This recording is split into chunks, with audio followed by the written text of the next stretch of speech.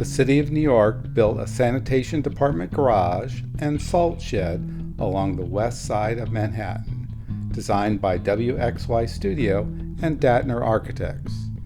The garage includes maintenance and parking for the trucks that pick up trash and spread salt in the winter.